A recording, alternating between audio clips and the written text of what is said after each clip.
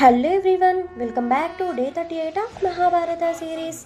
ఈరోజు మనం మహాభారత మహాసంగ్రామంలో మరొక సంఘటన గురించి తెలుసుకుందాం. తెల్లవారుజామున కురుక్షేత్ర మైదానంపై మంచు తెరలు తొలుగుతున్నాయి. దూరంగా యుద్ధబేరీలు, సైనికులు యుద్ధానికి సిద్ధమవుతున్నారు. శంఖధ్వనులు ఆకాశాన్ని పిక్కటిల్లుతున్నాయి. కృష్ణుడు అర్జునునితో ఇలా అంటాడు: పార్థ, ఈరోజు నిర్ణాయకం. ధర్మం మన వైపు ఉంది. పురుషార్థంతో పోరాడు అని అంటాడు.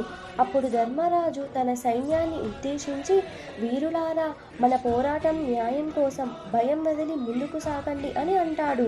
సూర్యుని కిరణాలు రణరంగాన్ని తాకగానే అర్జునుని గాంధీవం నుంచి బాణాల వర్షం మరియు భీముని గద శత్రు సైన్యంతో విలయతాండవం, నకుల సహదేవుల ఖడ్గాలు మెరుపులా దూసుకుపోవడం, ధర్మరాజు మార్గదర్శకత్వంలో వ్యూహాల అమలు, పాండవ సేన క్రమంగా ముందుకు సాగుతుంది. కృష్ణుని వ్యూహరచన ఫలిస్తోంది.